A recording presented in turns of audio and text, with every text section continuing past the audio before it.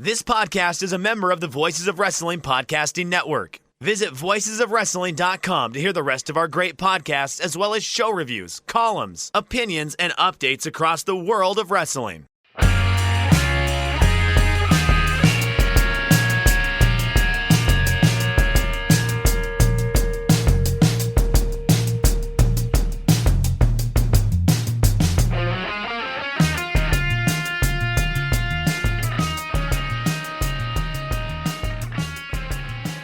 Hey kids, do you like professional wrestling? Oh, we like professional wrestling too. This is Shake Them Ropes, Jeff Hawkins along with Chris Novembrino. This week, Royal Rumble, Ice Cold Takes, Vengeance, previews, all the news, all the happenings in the world of professional wrestling, and we're on the road to WrestleMania. Chris, how are you? Hawkins, I have something important to tell you. Okay. Today is a milestone day for your boy Novi. Groundhog Day. Because I am currently enjoying a liquid beverage that you can get at a dispensary around here. And it's quite potent. Normally edibles don't hit me, and today's the first time they're really hitting me, Hawkins. What am I supposed to do with that? You know what you're supposed to do with that? You're supposed to be happy for me for once. I sit here, I work hard to make my life better, and you can't just be happy for me. Trisha knows it. So I'm here with the chemically addled Chris Novembrino. Let's talk about wrestling, people. Just an update on me. I'm currently thawing out. Congratulations to Ron Torbert, the officiating crew, and the Kansas City Chiefs. That's all I'm going to say about that. But yeah, we need to start with some sad news. Lanny Poffo passing away earlier today. Yeah, Poffo made his pro debut in 1974 for the short-lived All-South Wrestling Alliance before heading to NWA's big-time wrestling territory along with his father. Spent the next decade working for promotions such as Portland Championship Wrestling, Continental, International Championship Wrestling, and had a short stint in Mid-South before joining WWE in 1985, where we mostly got to know him as Leaping Lanny Poffo, known for reciting poetry and tossing frisbees into the crowd, until he turned heel in 1989 with his genius gimmick, once defeating WWF champion Hulk Hogan via countout on an episode of Saturday Night's Main Event. After that, he signed with WCW in 1995 to take over the Gorgeous George gimmick, which Randy Savage had purchased the rights to, but that never came to fruition. Later on, of course, he had an ill-fated stint giving color commentary in New Japan. I don't know. I remember watching that, and that was absolutely dreadful. But let's remember the good times. Was retired and living in Ecuador. No cause of death as yet, but yeah, Lanny Poffo. Well, he was a clean living one, so I would imagine it's probably like a stroke or something of that sort. Heart attack. But I am mostly one of those people who only knows him as frisbee throwing Nipsey Russell clone or the Genius, which I'm not a fan of the Genius character, to be honest with you. I liked him better as frisbees and poetry, to be honest with you. But you can't deny that he was a pretty good manager for both the Beverly Brothers and I know Mr. Perfect in that run, as annoying as he was. And as a I would call him, I guess, in modern parlance, jobber to the stars, but of course you don't want to use the term jobber, but you know what I mean. Enhancement talent to the stars. I mean, they never belted the Genius. No, but he was the guy that was like a tier above, your pacey white guys. I mean, he'd get some offense in. Sometimes he'd get beat. Usually if he was in a tag match, his partner would be the one to lose. But right. I think the match where he defeats Hulk Hogan by countout is sort of weirdly the match that made this character at the jobber to the stars tier. Oh, on the Genius character? Yeah. Huh. Yeah. I have heard that match get cited favorably by people like Cole Cabana in the past. It apparently was a very impactful match or influential match on people in terms of like oh, look, there is a way to book a lower tier guy to beat the champion in some way. I always think of him. I mean, I remember watching that match and being a little where he has the board where he says like Hulk goes down or whatever, or Hulk loses. Is yeah, funny. and count out was applicable because see, he outsmarted Hulk Hogan, so now he's a threat to his title, etc. I mean, I never bought it to that. No, but it's also narratively fitting that like a count out victory would go to the genius's head. That he thinks that because he outsmarted Hulk Hogan, that like the next obvious thing would be that he would be able to pin him somehow. I would say he was one of the better actors in wrestling. To be honest with you, I think. I mean, his flair for showmanship, whether babyface or heel. His flair for showmanship. I mean, rated on homosexual tropes, dude. Yeah, I know. That's the thing is like, it's kind of hard to disconnect his selling from the fact that his selling is entirely premised on like dandy tropes. Yes, I'm not going to deny that. No, imagine someone trying to. Well, no, but I mean, at the same time, it's a part of professional wrestling too. It is a part of professional wrestling, but like, I mean, I think that basically, like, after he left babyface leaping Lanny Poffo behind, like, I mean, that's when his standard selling ended, and it was all kind of the trope selling from there on out. Okay. I mean, like, think about that Hogan Genius match. We get to the atomic drop spots, and like the Genius is doing like the waving arms thing, and then Hogan's making fun of the waving arms thing. I don't know, like, I don't think it ages favorably, is what I'm trying to say here. No, I don't think it would. I don't. You know what? I'm actually. They signed him and Honky Tonk Man around the same time. WCW around that 95, 96 era. Boy, those guys would have died at death in that company. Oh yeah. Either that, or you will have gone like Honky Tonk Man beating Dean Malenko in hour 1 of Nitro. That era of heels sort of went away. Like the Honky Tonk Man, although the Honky Tonk Man was like a coward more than like a dandy per se. Right. But like all of those heels sort of went to the wayside once you entered the era of the cool heel in the mid 90s. Right. And the character heel who couldn't really wrestle kind of went down by the, I mean, and then not that Wayne Ferris couldn't wrestle, but you know what I mean. Well, it's not that Lanny Poffo couldn't wrestle either, but yeah, like the demands of the style that those guys did in the 80s, like, I don't, you know. By the time the mid 90s came around, I mean, and you had ECW and they were starting to, get fans hip to the different styles of wrestling in Japan and Mexico. I mean, lumbering WWF style wrestling where it's like, Greg Valentine can do that for 40 minutes in a match. And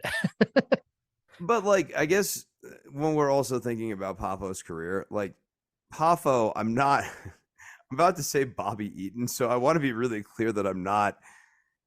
There's an obvious difference between the two men, and I'm aware of this. But Poffo's like leaping Lanny Poffo style, I think, could have adapted into like the WCW first hour demands of the era, like the television title and all that sort of thing. I mean, Poffo was athletic. I mean, he had ups. He could have done it. Yeah, more so than the Honky Tonk Man. Yes, definitely. Yeah, I mean, like they essentially already had that covered too with Disco Inferno. If you needed like guy with hair who danced a lot and couldn't really wrestle, you had him. It's like discount Honky Tonk Man.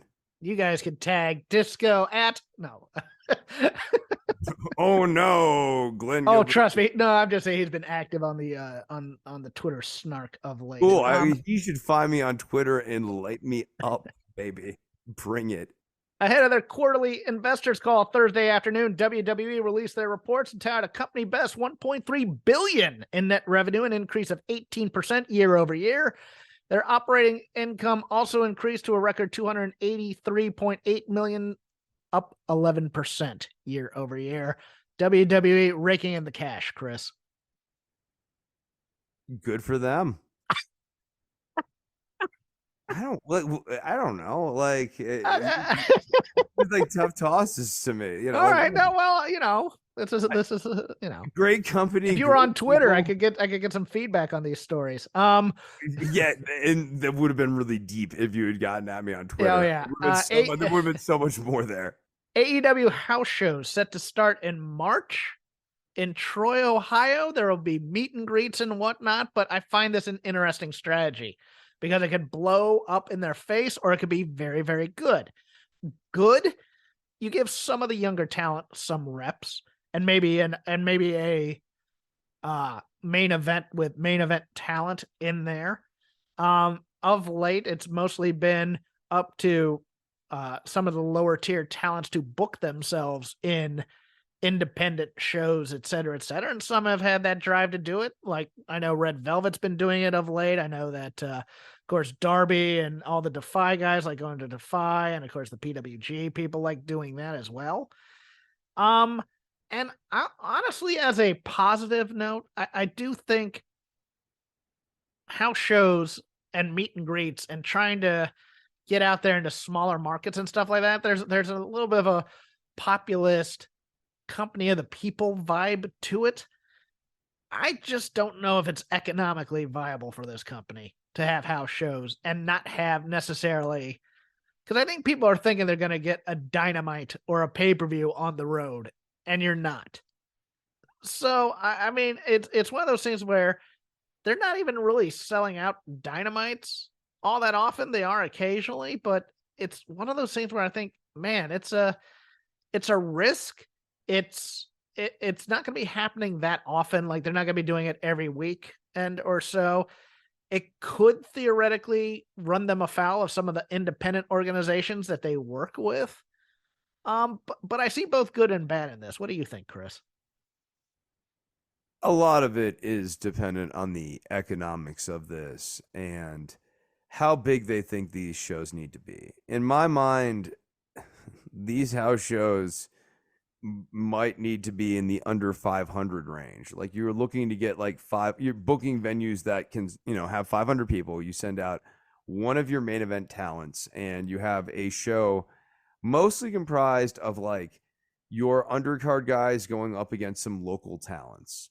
So it's sort of a cost-effective show to book because the local talents are, not nearly as pricey, and you're getting some of your undercard people there working, and you're only having to focus on paying one star to draw there, and you might be able to financially support that and make that make sense. I like the idea of a bit of retail politics here, just going out one person at a time, trying to build the AEW fan base as people who are into wrestling, and like it's kind of like or not even into wrestling, they're into AEW, like shaking hands and kissing babies. They like to go and see an AEW show. I think to your point, the danger here is oversaturation, and that is what I'm going to say is really what's going on here with the lack of Dynamite, sellouts as of late. I mean, there've been some, but not enough, as you're suggesting, which says that like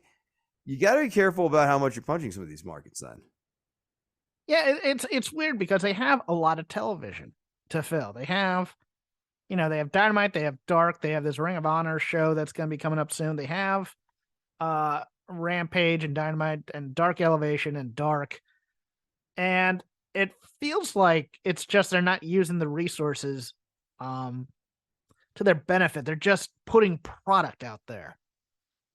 And it's not really building from one show to the other. Although I will admit they did do something at least with Red Velvet this week on, I believe it was Dark Elevation prior to her match with Jade Cargill to build up the fact that she can beat people by submission, et cetera, et cetera. So, I mean, they're occasionally doing the little things, but I don't know if the problem is that they're not hitting enough venues. That's the so weird. And it's like, okay, am I gonna pay to see Anna Jay take on one of the Renegade twins and in a 15-minute match so that she can learn how to work a 15-minute match? It's one of those things. It's like, okay, how much of a developmental product can you put out there on the road when people really want to see Omega and the Bucks? That's the thing that I'm wondering about. Yeah, I mean, I think the other thing is that the shows have to be shorter. I think that these house shows have to be like 2-hour events. You know what I mean? Oh, come Then on, a like give me one. 6-hour jam band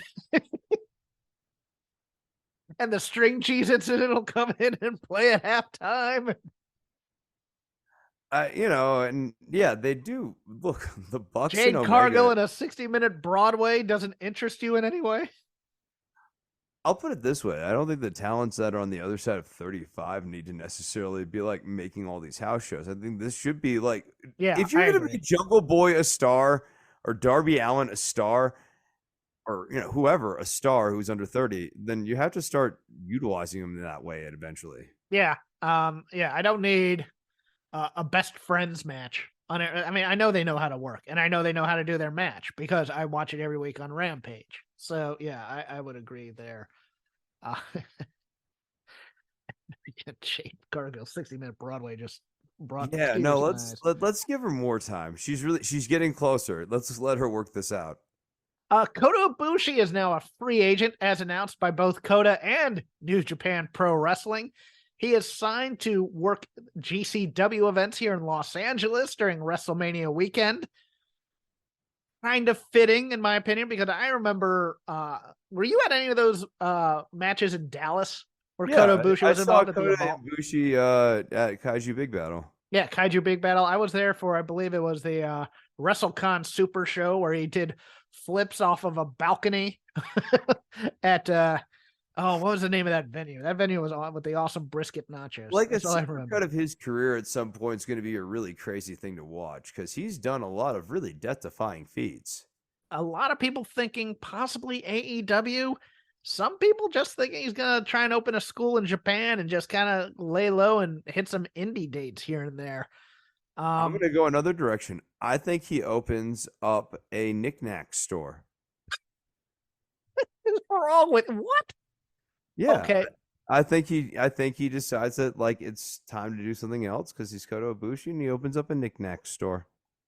Well, Selling- he is of a wealthy family, so he could do that if he wanted to. I mean, he might still do matches, but like he could also do option number 3, which like could be anything up to including like working at an aquarium.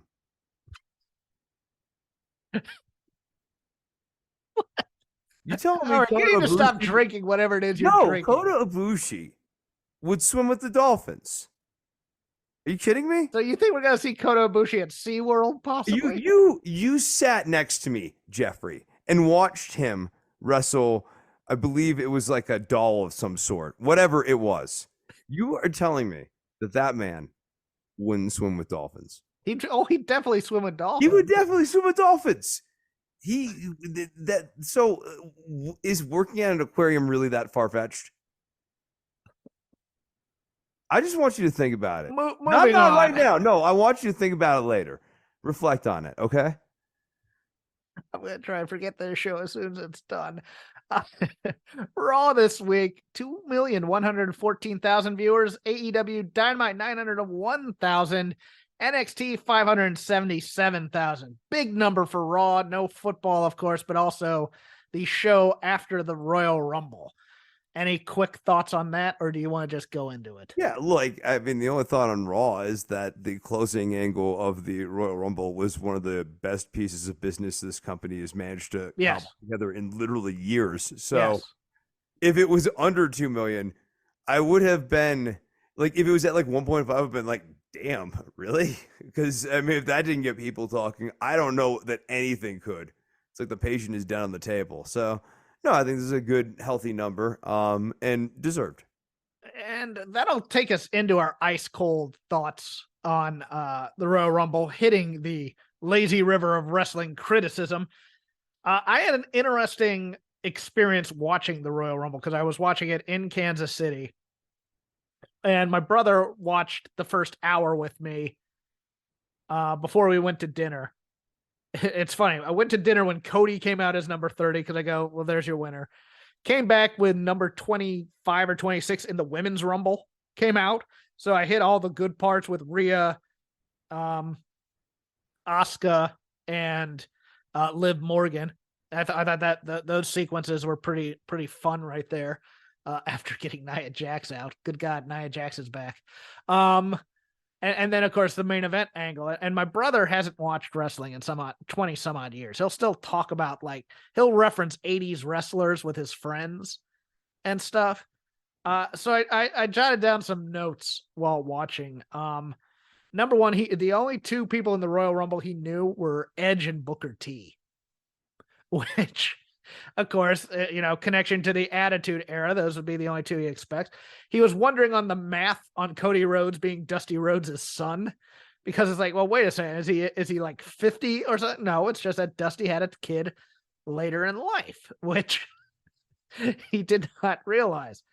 The one guy, I mean, he was impressed with the size of everybody. He's like, my God, everybody's so big in this. I mean, between Drew, Sheamus, Omos, Braun Strowman, etc. He's like, God, these guys are freaking huge, but can they move and stuff? And I told him no.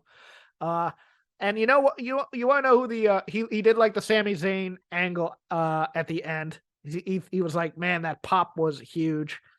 But the guy he was most impressed with, Chris, Logan Paul. He watched Logan Paul in this Rumble. And he knows who Logan Paul is. I mean, my brother's 46, I think it is. He knows who Logan Paul is from social media and stuff like that. But he saw the buckshot lariat and he goes, he's really good. Wow. Look at that. And then he did the spot with Ricochet, which I thought was a fantastic spot. That was a fantastic nice John Woo type movie type spot. I really did dig that. No, it was shot really well too. They nailed the coverage on that spot too. Like, I mean, the shot of him, the shot of Ricochet, and then the wide shot. I mean, that's all they needed to do. And I mean, I know people, they love their technical wrestling and stuff like that, but Logan Paul, over the past year and a half, is one of my favorite performers to watch, because he always, I mean, look, he has the luxury of doing big things in big spots. But if you're trying more talent, and he has the attitude for it. He has the charisma for professional wrestling. But my brother was like, came out going, my brother came out going, is he going to be a full-time wrestler? Because I think it suits him, because he's really good at it. That's what he wants. He wants more Logan Paul, which, if you get in the wrestling bubble, and those of us who watch this week after week after week after week, we want fewer celebrities, and we want to concentrate on, technically sound people, et cetera, et cetera. No, people just want the stunt show for the most part. Yeah. I like Logan Paul. I think, it's the same thing with like Pat McAfee. Like Pat McAfee has been a nice surprise. The thing is, unlike when Lawrence Taylor and Bam Bam Bigelow are colliding or whatever, like you're having like guys like McAfee and Logan Paul actually delivering quality. It's not, 5-star stuff or anything like that. I don't want to see like Logan Paul versus Okada, but these guys actually deliver a much higher value of match than celebs of years past. This is not Dennis Rodman trying to figure out how to wrestle. But overall, the pay-per-view, I actually found both Rumbles dull. I gotta be honest with you. I mean, they made Gunther look good. Yeah. But a lot of the set pieces fell apart quick. The Kofi set piece.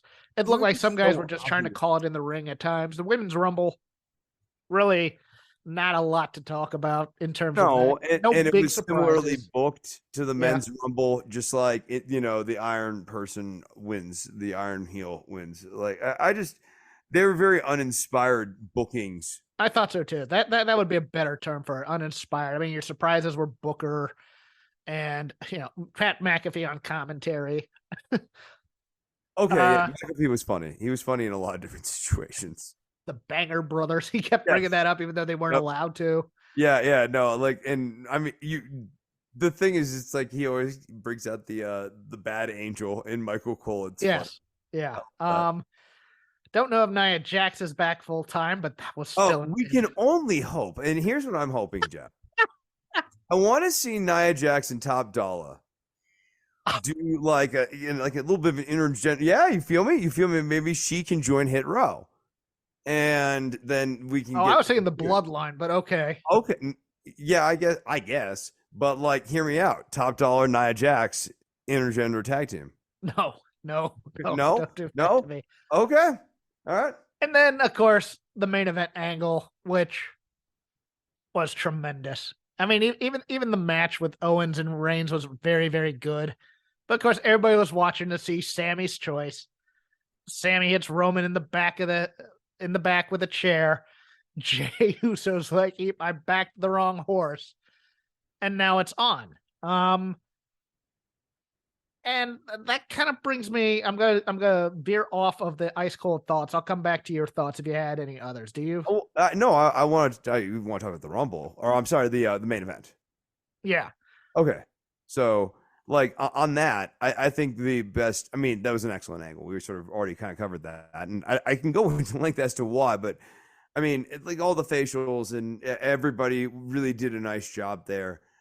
I think the cherry on top for me is Jey Uso, because it really brings the whole storyline full circle with like watching Roman toy with Sammy and Kevin reminded him of what Roman did to him and his brother.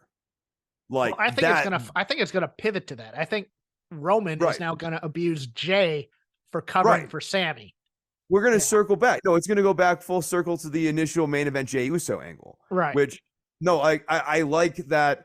Yeah, they could write this in a simpler way, but I think like for those who have been sort of following this the full way, like Jay's moment was really, really, really earned. And like it was all paved subtly. Like, yeah, like Sammy apologizing to Jey right before it, saying like, basically saying, I can't betray my brother like that.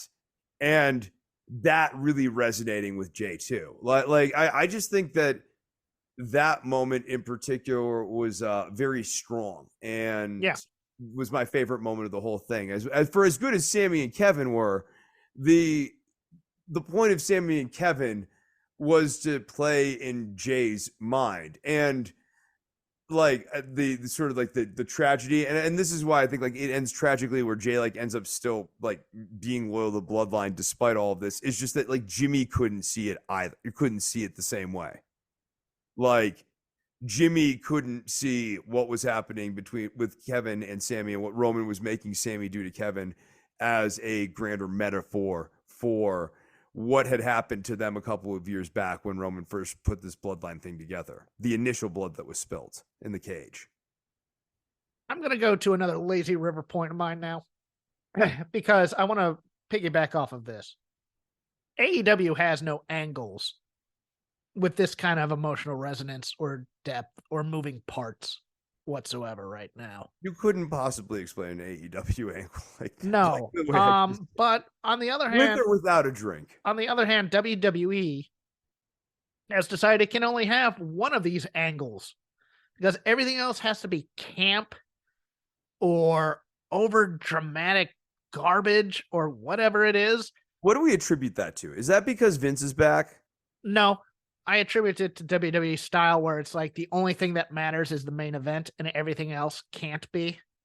So it's not serious. Often for the last several months since McMahon's departure that like he wasn't fully gone, that he was like a shadow kind of looming in the background. Yeah, but I think WWE's style is more, hey, we want people to have fun and just make it light and make it, Well, and I guess what I'm saying is, as it stunted the Levesqueification of the company.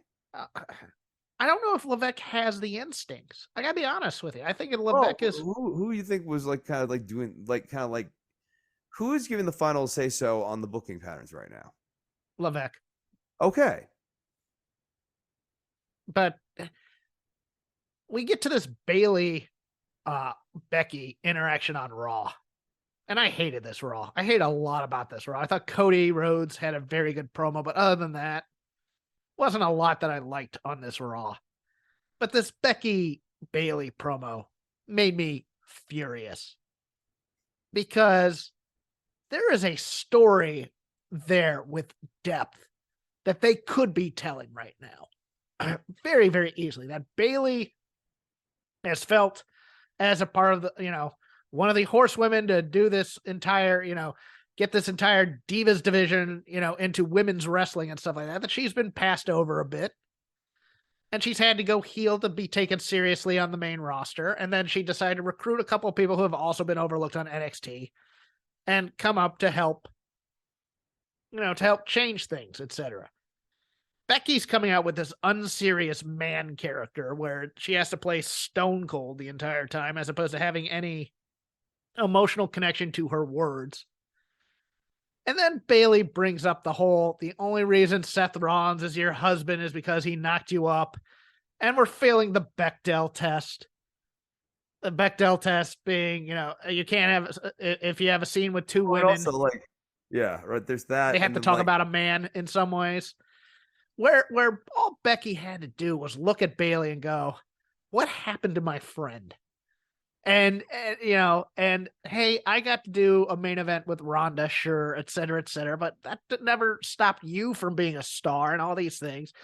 And really just kind of having a moment. And instead we're getting the cackling Aunt Pam dressing weirder and weirder by the week, spouting off dumb, cheap heat lines to Becky. And I'm like, this is the problem in both companies' women's divisions is that none of these women have any depth whatsoever.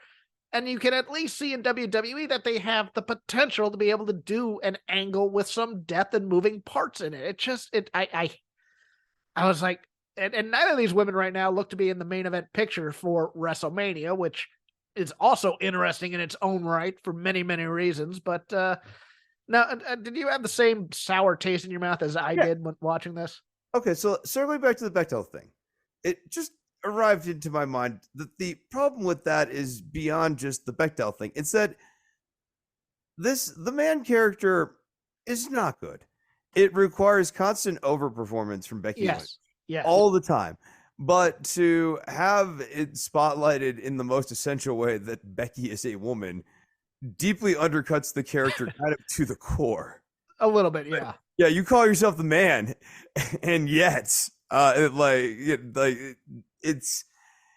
was a very, very bad piece of business, and I have gotten very sour on Becky Lynch's the man character. It's only done in bold colors. It is like bold neon green, bold neon orange, bold neon yellow. It is never.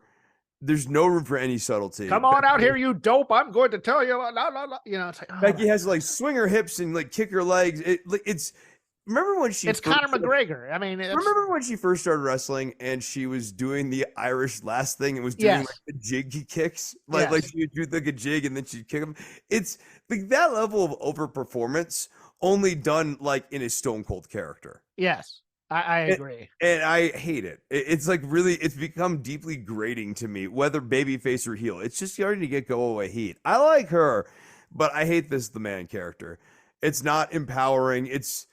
It's gone so far. It's delusional. It comes off as delusional more than an empowered sort of thing. Yeah, and that's actually my big issue is it's a delusional character versus a tough character. Right. Yeah. This is not a strong character. The way she says it, it sounds loony. Want to head over and do a preview of NXT Vengeance Day? Yeah. No. Oh man. This is certainly one of the many NXT Live Network events that you'll be able to view on Peacock during the year. And I cannot say much more. This is indeed, as they say, a show. Starting with Apollo Crews versus Carmelo Hayes with Trick Williams, 2 out of 3 falls match. Is there any other ending other than Trick Williams helping Apollo Crews or Trick Williams helping Carmelo Hayes get that 3rd fall? I think the other ending would be Trick Williams cost Carmelo, and this is and that's a split. It's a separation of Carmelo from Trick. Yeah. All right, I'll allow for that. I'm not saying that's the most likely outcome. You're asking me, is there any other one? That's certainly a pathway here. You could heat Apollo up for. What's the mid-card title or whatever? Oh, the NXT North American title? The North American title, yeah, sure. Well, Carmelo held that before. No, I'm saying Apollo. Oh, Apollo, yeah. I mean, yeah, Apollo's going to be a little bit lost after this, I think. Trying to figure out who to heat him up for. Maybe he could join the Schism. I hate that crew so much. And I love the Grizzled Young Veterans, and I love Joe Gacy. Yeah, it's amazing. Like, I actually like all three of them, and yet they just... I love the parts. I hate the ensemble. So bad together. Yeah, oh, it's like... my God. It's like three really good musicians that you like coming together and just making the shittiest band. And Yoko Ono, the Rock's daughter. Yeah. Bringing in Yoko on Vox. For the tag team, women's tag championship of NXT, Katana Chance and Kaden Carter, your champions, versus Pornhub presents Fallon Henley and Kiana James with Josh Briggs and Brooks Jensen and probably G, the Brazilian secretary, and Zach, potentially, whoever Zach is. Yes, Zach. It's probably gonna be the brother of some kind, but right, yeah, it's gonna be her brother. Yeah, it's gonna be her brother. It has to be. But do the unlikely pairing of country bar owner who refuses every bit of help to keep the bar afloat and Porn Incorporated with his title? I don't even know anymore. I don't know. I don't know what is the off ramp to this story. I know, like I can't. This story. Does the Virgin lose his cherry after this match? There's so many. There are a lot of moving pieces, but like none of them are connected. They're just like loose pieces spinning in space. You know, Chase and Carter will do their little dance on the way to the ring, and see, here's the thing: is I actually kind of am starting to enjoy Kiana James's wrestling because she's an absolute not bad brick crap house. Yeah, you know, compared to some of these other women. Like, yeah, I'll be interested in this, but God, they're gonna give them the belts. They're gonna give them the belts for some reason, and then we're gonna just move on with this terrible, terrible story. That would be the worst thing for Carter and Chance. Maybe, but I feel like they do lose here, and that we're heading to the off ramp of this story, whatever the hell that's supposed to be. Wes Lee versus Dijak for the NXT North American title. And Dijak continues to just do a voice from an 80s action movie villain. Mr. Lee, sir. Poor Wes Lee has not been the same since they fired his tag team partner. Poor really Dijak. kind of treading water here, in my opinion, even though he's very, very talented. Dijak hasn't been the same since Keith Lee has been gone. That's true, too. And he's actually become less likable. Even though I like the look. Better character is somehow worse. Yes, looks better, character stinks. That's the problem here. Does Dijak get the title here? No. I agree. I think Wes Lee keeps this. Yeah. And we figure out a super match for him somewhere else. In what is kind of an interesting match. What did you make of the backstage promo with Von Wagner and Robert Stone? That was like hilarious. Did you see this? I did. After all these years, Vaughn, I still don't know who you are, which is like the funniest way for the writing to tell it itself that they've done jack shit to you know what that is? You know what that is? We have no characters, Vaughn. I don't know what I'm doing. That's the improv show where 5 minutes into the scene, one guy looks at the other and goes, "Who are we?" to each other. It was such a meta moment of like, this is what is wrong with WWE's product in a nutshell. Why are we in this scene together right now, Vaughn? What are the writers going to do? Actually, have no idea what they do with one another. I wanted Von Wagner at that moment to pull a She-Hulk from the Disney series and leap out of the script for NXT and find a want somewhere on the WWE network where we could figure out why the hell Von Wagner and Robert Stone are together, because they have no idea why they're in the same scene. It says here you're supposed to be some sort of parody of Tony Khan, the AEW CEO. I very slowly, and that is my character. Oh goodness. The New Day, Kofi Kingston and Xavier Woods defending their NXT Tag Team Championships versus Gallus, Mark Coffey and Wolfgang, Pretty Deadly, Elton Prince and Kit Wilson, and Chase University, Andre Chase and Duke Hudson, with the always game Thea Hale. It's insane. Do the New Day keep the titles, or do they use this as an excuse to get the New Day back on the main roster? I mean, you got to think the New Day are going to be back on the main roster before WrestleMania. So I think this might be the end of it. But obviously, I don't think the New Day are going to lose their title. I think they're going to have like a gripe, that sort of thing. Okay, who takes it from them? Maybe Pretty Deadly gets it back after all of this anyways. I am under the impression that Pretty Deadly's head to the main roster after. Oh, okay. So then it would be Gallus at that point. Oh, do you? I think Chase University has a chance here to see what the payoff on this Duke Hudson, Andre Chase story is, where they eventually lose it to, I don't know, Briggs and Jensen. Because I don't know, Duke Hudson wants to sleep with the secretary or something.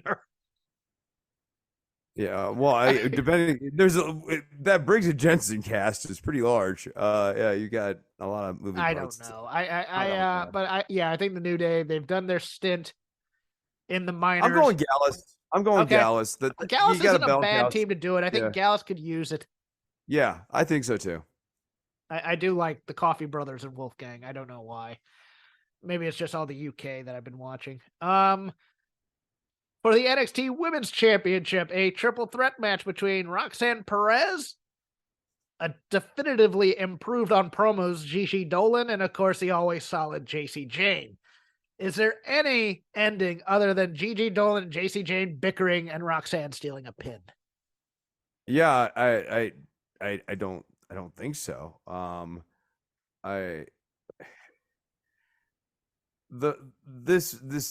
You have to just suspend your brain to make this story make a lot of sense. 'Cause it's sort of like, why wouldn't one of them just pin the other? Like, really? Oh, I assume that's going to be a spot in the match. That'll be a spot, the early deception spot. But like, I don't know. This is a silly match. I'm not really sure why they booked themselves into this angle. You should have done it with Dolan, or you should have done it with Jane.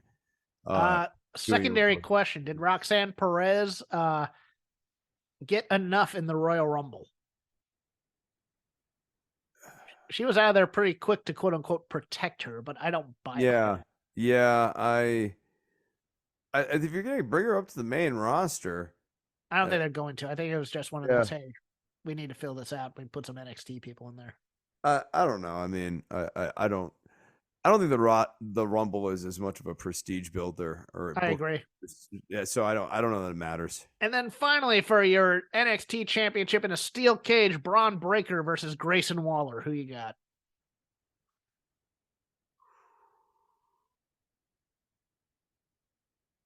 Really? I'm gonna say Waller wins. Huh? Okay. I could. I think it's a more interesting choice. I think we've seen what Braun can do, but I think they counted. He's looked so weak throughout this feud, right? Yes. He's really been booked to look like the underdog. Like, he has no business beating Breaker, and especially after that countout loss, I think he finds a way to suck it out. If there's an escape option from the steel cage, right? I think so. I think it's a WWE steel cage. Yeah, if there's an escape, I would say Grayson Waller wins it. Okay, you've talked me into he does something to Braun to keep him in the cage and then climbs out type thing. Yep. Yeah, that feels right. So that he doesn't get a strong win as a champion. This also protects Braun Breaker. Yes. Yeah. No, I think you're right there. That'll do it for previews and reviews. Now on to the rest of the Lazy River. Chris, you're up. Okay, so we are now 50 matches into the aspirational title reign of Jade Cargill, in which we hope that she becomes a good long-form wrestler. And let me tell you, after watching AEW Dynamite with Red Velvet and Jade Cargill, we are going to have to keep dreaming on, people, because it is not going to happen. This match, every single spot, up to and including the ambitious and, yes, ultimately pulled off in a way that did not hurt Red Velvet, Jaded at the end. Every single spot was clunky. The timing was bad on it. Form on every single thing did not look crisp. And the booking around this entire match was really silly. Is Jade Cargill a babyface or a heel? Is Red Velvet a babyface or a heel? Right. And the way, theoretically, I guess the way I would read the opening to that match is that Red Velvet, having been like someone Jade Cargill has defeated in the past, and then Red Velvet became loyal to Jade Cargill, and then in the end, Jade Cargill still kicked her out of the baddies. How do you really morally assess the if you can't beat them, join them approach of Red Velvet? I don't know. That's an interesting question for the philosophers, but let's put that aside. Like, we get to this moment where Red Velvet attacks Jade Cargill from behind, and Jade Cargill has been booked so in between because, like, she's got the kid out there, and she like looks like a champion, so theoretically those things like sort of play to a babyface, and then everything else about her is pretty much unlikable as a character. And her offense is always like bullying and like dominating and that sort of thing, and like classic sort of heel offense. She doesn't sell or anything. Red Velvet attacks Jade Cargill from behind, and the crowd doesn't know what to do with it. Like, this should be this. If this match is supposed to be hot, this is the 50th match in Jade Cargill's title reign. We need to believe that Jade Cargill is in peril of losing this belt, which means the only way this spot really works to jump the match off hot is if Red Velvet attacks Jade Cargill and the crowd's like, oh yeah, cool, I want to see Jade Cargill lose. Like, this is like reverse Goldberg. Like, she's on a streak and we don't want to see her on this streak. Well, here's the other problem before you go back to it. We never made Red Velvet likable again. Nope. After this turn. Nope. I mean, how could you like her for what she did in the first place? Yes. It's not exactly noble that she joined up with Jade Cargill. And she's coming out, she's doing some of the baby face, smiling and winking and things like that. And she's very charismatic at that. But at the same time, she's also yelling things. And you're just like, what are you? She needed to have a come to Jesus promo last week on Friday to set up this match. And it's just one of those things where it's like none of these baddies have a clear.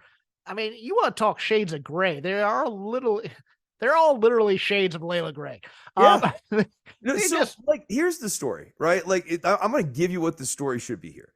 That what Jade Cargill has been doing over these last 50 matches is she has been creating a thrall around women who are weaker in the division, and they sort of all kind of fall under the bullying spell of Jade Cargill. And Red Velvet herself was also a victim of this, and she's finally seen the error of her ways, and she wants to beat Jade Cargill once and for all to show that, like, she's not like some like unbeatable like giant tyrant that we all have to be scared of. Layla, yes, like, I can do this, I can beat them, and once I beat her, you'll see you don't need to follow her. You can do your own thing. Like, I'm doing it for the people, basically. I'm doing it for all of us. There's something that like could actually get people behind essentially wanting, quote unquote, the baddies to be free of the evil minion. Like, and to that point, what Jade Cargill needs to be doing is bullying people like Hogan and Gray a lot more. Like, the presentation of Gray relative to Cargill in this match was totally wrong. Like, Cargill needs to constantly be belittling Gray. Yeah, and she needs to be belittled. Like the baddies, like, they're supposed to be out there looking good, and then backstage, like, basically Cargill should be berating them for not looking good enough, or like not doing a good enough job supporting her. Right. It should always be this thing where like we don't like the way she talks to them, and Red Velvet's finally standing up for her. That would be something that creates a clear babyface heel dynamic, which makes for an intriguing match. Otherwise, this is a foregone conclusion. Red Velvet's not been booked in a way. She has no wins coming into this that suggests she's hot enough to go up against Jade Cargill. And like in the course of this match, because Cargill doesn't sell like that for anyone ever, she never looks like she's really in big enough trouble to Red Velvet. And like keeping it real, Red Velvet's not quite there to deliver the giant heel imperial sort of, like, it's not quite there. Not like this match for me, like now we're 50 matches into the Jade Cargill experiment. It's not very good. And you know, the cannies of the world said, let's just see how this plays out. And it has played out, people. You brought Canny back for the show. Oh, yes, I did. Well, I came all the way to New Mexico for this. Yeah, you get a t-shirt too. Get out of here. So like, yeah, no, we're at the, you know, verdict point here, people. We've seen 50 matches of it. It is what it is, people. I am going to put over a match you should watch from this week. The main event of Rampage. Emi Sakura versus Jamie Hayter. This match ruled. They got rid of a lot of the Freddie Mercury-isms of Emi Sakura. She's still wearing the Queen getup, and she still has a couple of people in her court, but there's none of the there's no Queen soundtrack. There's no "We Will Rock You" thing with the chop. She and Jamie went in there and chopped the crap out of each other. And Emi Sakura, once again, at age 46, is doing the Terry Funk middle-aged crazy thing almost as good as Terry Funk did, doing, you know, doing moonsaults off the top rope and just being a badass in the ring. And Jamie Hayter, Satomura, they're very inspiring, aren't they? Oh yeah, no, and Jamie was giving her just as good. I mean, they were both in pain from the chops because they had welts all over themselves from them. This match banged, Chris. I was like, this is what I wanted out of Emi Sakura after watching all these squashes on Dark and Dark Elevation, is to give her some credibility as a badass. And Jamie Hayter was up to the task too. And these two women threw themselves at one another to just have a great match. I actually adored it. Your turn. Let me ask you this. Did you really care, other than the Becky and Bayley thing, like, was there anything on Raw that captured your attention? Rhea calling out Charlotte was an interesting pivot because the rumor was was gonna be Bianca and Charlotte the entire time. And so now we're going back to that. I wasn't as surprised by that. So for me, I thought the Cody promo was good. Cody promo was very good, I thought. Yeah. Nice summary. It was very Cody. It's exactly like, all the Codyism. So what do you want to talk about? You know, that kind of thing. I mean, he has his gimmick. Let me shoot with you, brother. It's really every time he's shooting with us, and really taking us, you know, down memory lane. And look, I think it's good. Cody Mania is going to be a perfectly fine storyline. I love Kana, the Kana character, and I loved creepy PTA clown mom in the Carmella thing where Asuka just shows up. I don't know what this character is supposed to be, but she looks like, again, creepy clown PTA mom. That's what she was going for, and I'm kind of here for it. I'm kind of here for the ascent of Asuka if we're going to give her the chamber win. Yeah, I like that. I look, the repackage of Asuka has been done fairly, you know, like very strong so far. You know, like it's a, you know, out of 10, I'd say like it's a solid 7 or 8 out of 10, sort of like reheating, re-strengthening package. Like, you know, so to circle back then, do you think that Charlotte's the babyface in the Rhea feud? Can Charlotte remain the baby? Yes. How does she not get booed? Right. No, inevitably this pivots to, actually we've seen Charlotte win, and like she clearly, the company likes her, and Rhea has not been, this is the mistake routinely is making. I think you might have to do a double turn. I'm thinking double turn. That's you flip them. Yeah, but and it might be Judgment Day face after the chamber or something like that. Well, it might be escalated by the fact that Dominic Mysterio. I adored him in the Cody promo. coming out and going, I should have been the second generation royal family. He's funny. He's good now. This character is very entertaining. Yes. It's frightening. And I thought the Cody Balor match was solid. Yeah, that was a great road to WrestleMania sort of match for the content. No, like Balor was the perfect first opponent. I have no interest in this men's elimination chamber whatsoever because the stakes aren't high enough. The North American title is stupid, and Austin Theory holding this title, like that entire MVP lounge was crap. It was absolute garbage. Stupid. Like his character stinks. He's not adding anything ever. Yeah, and again, we said Grayson Waller's a better Austin Theory at this point than Austin Theory. Yeah. And I think that will only be borne out as we continue along the road to WrestleMania here. Austin Theory things. I would like to praise another act, Chris. Okay. On this lazy river. Both on, I believe, Dark and also on Dynamite. The Outrunners of Truth Magnum and Turbo Floyd. I've mentioned them before. These guys look like the Rock and Roll RPMs and the Fabulous Ones had a baby. Their work in the Acclaimed squash on Dynamite had me in stitches from their scissoring and stuff. They are just pure gimmick, and I need them signed, and I need them to do a couple of 80s training montages. I need them to do all the 80s territory stuff just for my own personal amusement. That's what I want. And I want a best of 31 versus FTR between these two teams because they're a very good team as well. Is this Billy Gunn and his son's thing a big swerve to get the belts off of the Acclaimed? I think so. I think it's going to be disappointing.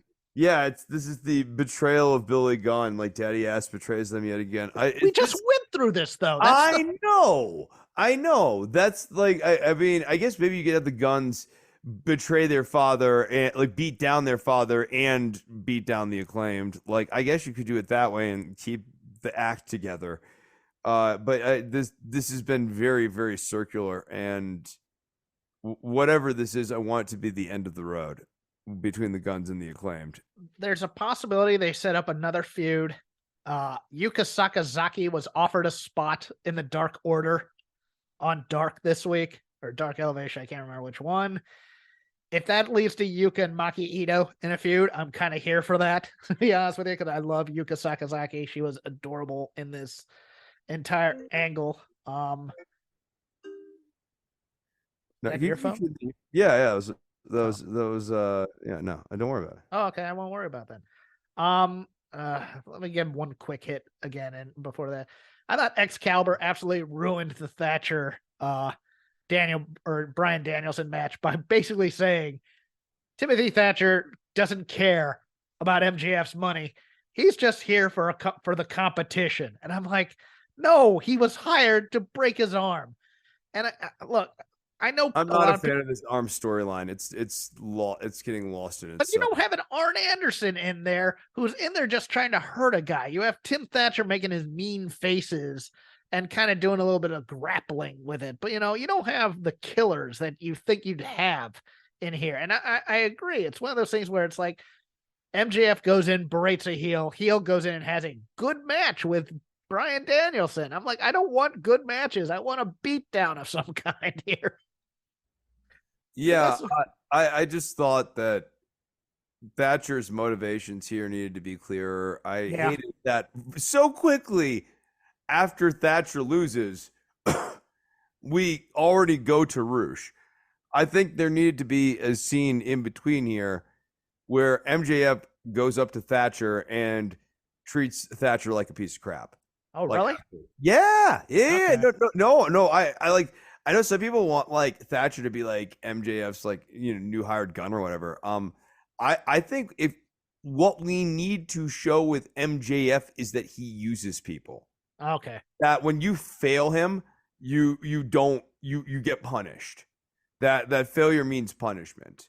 Oh, okay. Now that'd be an interesting wrinkle because you're right. There are no, I mean, and there weren't for the five tests of Jericho either. There was no payoff for failing, really. It was just I'm bringing in these guys type of a thing. And that gives you options with Thatcher too. It makes what you want to do with Thatcher the next time around more open-ended as well. But like, I think the big missing piece of the puzzle with MJF has been menace and like unlikability.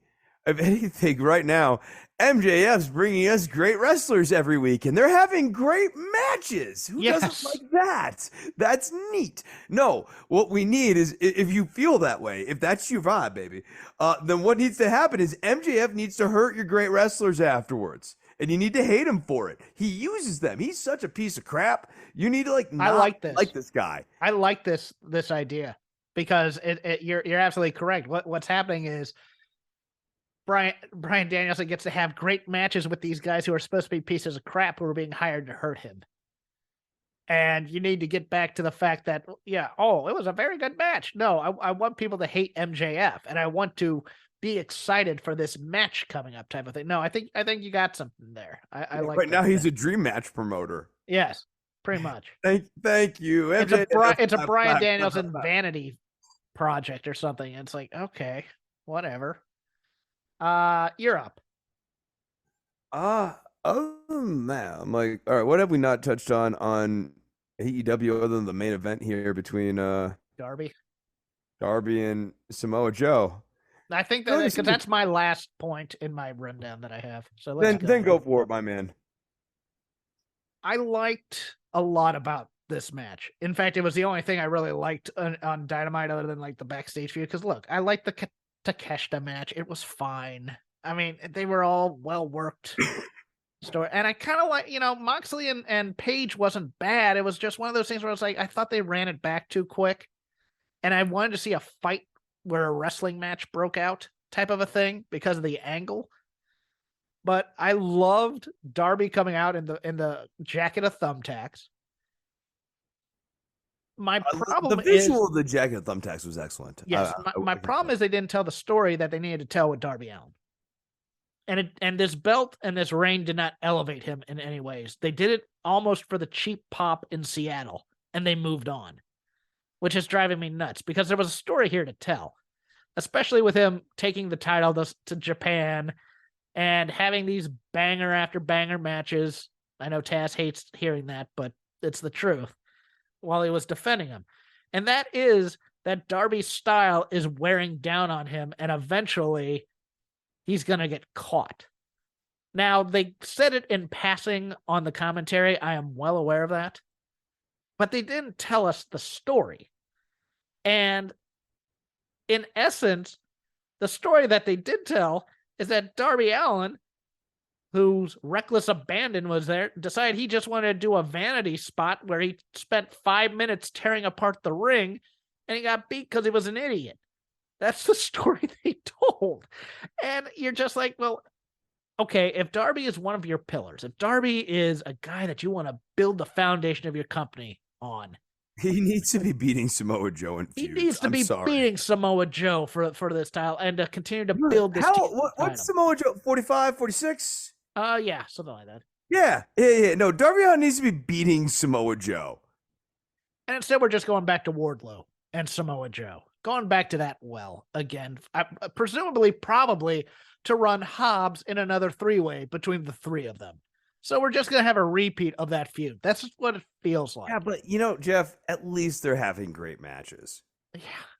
It's long-term storytelling. Yeah. Right. It's just not enough to keep me warm at night. No, like that's the thing is it's like, okay, yes, this was actually a very good match. And if you look at the aggregate of the matches they had, all good. Was the story any good? Did it elevate Darby Allin? No. And then is it going to any place you're really interested in? Oh, it's Samoa Joe and Wardlow again. Can't wait. Bring it to me, baby. Get me there. And another heatless feud probably up until we'll have a couple of back and forths where Wardlow destroys some security geeks, and then we'll have the mean guy match at the pay-per-view. But it's nice matches in service of meh storylines. Yes, and it's being generous. Yes, and that's my problem. Is I have this argument over at Fight Game because those users are like, I just want to see great wrestling, and Grant Akuma, who I talked to as well, he's like, I'd rather be a fan of the company with the great matches versus the great acting, and I I get the points. But wrestling, when it becomes popular, isn't popular because of the great matches. It's popular because of violence, and it's popular because of the heat that the feuds are building. People copy the promos, people copy, the beatdowns, people copy the angles. You know what they don't copy? Like they don't copy, suplex. I mean, they do, but I mean, they don't. Nobody's gonna say, "Hey, you want to go out and play and do Hangman versus Omega?" Right, because that, like, you also can't do that in your backyard too. But like, I think of like WCW Nitro '96 formula, like on the best episodes, as sort of being the template, right? The first hour is mostly good matches, and the second hour is the big angles that really sort of capture the attention and capture the imagination. And like that, it's still the top of the card is the story stuff. If you don't have like a good hot main story that is coherent, and initially the NWO was sort of a coherent storyline, it stopped being at one point, and that's when the show started getting bad. Yeah, and I mean, in terms of coherent storylines, let's take a look at some of them. I mean, the women right now, Ruby goes in there, gets blown off by Britt. But then again, Ruby's opening line was, "You good?" As if that's caring or anything. And it's all revolved around Ruby texts sup to people on a regular. Yes. Yeah. Yeah, and this whole thing is revolving around, a company that didn't want half of these performers anymore, and people wanting to form cliques based on their association with a company that mistreated them. And you have Britt, who is the eternal heel, but is getting cheers, so she's actually the babyface here. And it's more of that baddies, unclear motivation type thing. I don't buy the homegrown versus outsider gimmick at all, because I don't think it helps the division any, and it won't help the people who lose this feud. So I mean, you have MJF and Bryan Danielson. That story is fairly clear. But the tag team story is retracing footprints again. It's just no, but like the Danielson, they're all repetitive, right? Like that's the big issue. Like I guess you could say the WWF versus AEW, like little mini WCW versus NWO feud is intriguing. I don't know. Ruby Roja is like the Sting character. Is this really like super exciting? Boy, is she gonna be coming from the roof now? Yes, with a baseball bat. No, that's totally what I want to have happen. She needs to get like Lex Luger. You know what a great idea is? We could have Ruby Soho leave for a year. Oh no! She like disappears for a month, and then she reappears from the roster. Like this has to be done like community theater NWO. That's exactly what that angle is. And then you have. And then you have the main event angle, which, okay, it's coherent. MJF is injuring Danielson, so that Danielson goes into the Iron Man match not 100%, so that at the end, like he can't be Iron, right? But like it's really repetitive, and that's also the same thing that happened here with Darby Allin and Samoa Joe for the TV title and whatever other title was on the line at various points here. And now he's circling back to Wardlow. Like there's just this like repetitive nature to AEW booking, and it just doesn't forgive away like sort of like good matches can't forgive that away for me. I'm not excited to see the next story because I'm not a well choreographed match where everybody's really smooth. It just doesn't get me off as a wrestling fan. I'm sorry. I know that's weird. I like the heat. I like feeling like the two guys in the ring hate each other. Those are the things that get me. That's why I miss Jay Briscoe so much. MJF, right? Like at the end of all of this, I just still don't think that Danielson can beat MJF. They have gotten so lost in the arm injury angle because they started it so early. Like we still have 3 weeks before that match? Is it 3 or 4? I think we're on week 4 of this. No, it happened during the Bandito. How many more? No, I'm saying how many more weeks until the match between? I believe the thing is he has to win all his matches through February 8th. So next week is the last match he has to win. Okay, so and that's Roosh? Yes. Like that's weird. And then if he did that, then they'd be having the match in March. Yes. And what's going to Why happen wouldn't is you have Danielson get the arm injured in the last match before like so like he wins the qualifying match, right? Like the much more coherent like pattern with this would be Danielson is running through all of these guys. Like MJF keeps getting like these assassins, and Danielson's just like mauling them. And you're like, oh shit, like Danielson hasn't looked this dominant since 2013. And he gets to that last match before the qualifying match. MJF is like furious that all these people are failing him. He sends in Thatcher because like these guys are, like he at least thinks that Thatcher can do some damage and maybe is his best last chance of defense. And then Thatcher does manage to injure Danielson's arm. Like you can even have, if you want to protect Thatcher, you can have some sort of deal where like MJF says to Thatcher, like, I want you to hurt something. I want you to break something on it. And Thatcher does manage to pull that off, but Danielson still manages to prevail. And then you have 3 weeks of injured Danielson going into MJF. This is so much cleaner than what we've had here, where like Danielson's arm's been injured, but like Thatcher should have been like the guy who like made it hanging on by a thread. Here's my fear. My fear is the story they're going to tell is this. Danielson wins all his matches going into the pay-per-view. Right. MJF loses the title eliminator next week versus Takeshita. And so what we get is, see, I won all my matches. You lost yours. You're not a real wrestler.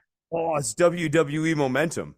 You could also, like this is essentially a momentum feud. Like, not enough. It's in the, yes. Ironically, the story here is in the matches. For all these people who talk about they have a great match all the time. Like, the story here is supposed to be that Danielson in these great matches is dominating these great opponents in a great way. Like, this should be flashback to 2013, baby. Yeselmania all over again. Yeah, he should have murdered Timothy Thatcher. Yeah. No, he should have been murdered, I think. Like, Cage, come on. Yeah, I agree. Cage should have been crying and like begging off from Danielson. Yeah, like this man should look like a world killer and have at 41 or whatever. And that's why MJF is scared, and that's why he's continuing to get these assassins. Yeah. I think that'll do it for Shake Them Ropes. You can follow me on Twitter because I'm still there at CrapGame13. You can just follow the show at Shake Them Ropes. That account updates every time we release an episode.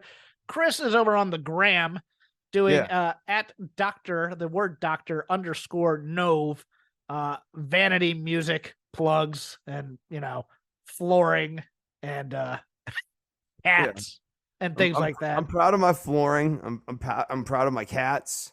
Proud of my music. So it's a proud account, and you can follow me on Twitter at Disco Inferno.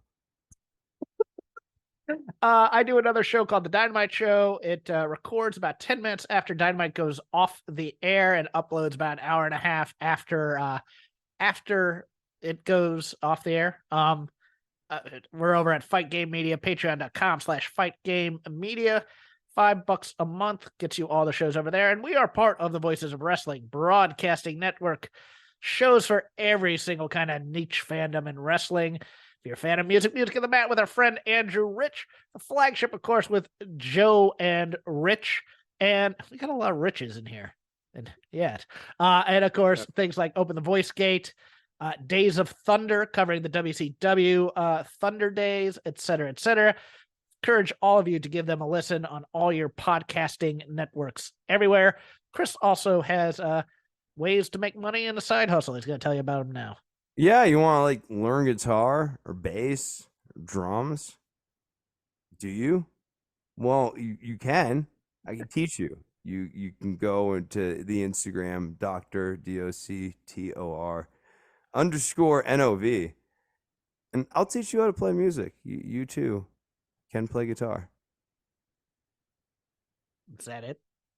That's it. That's all I got. That's it. What else? What we say? We'll see you next week.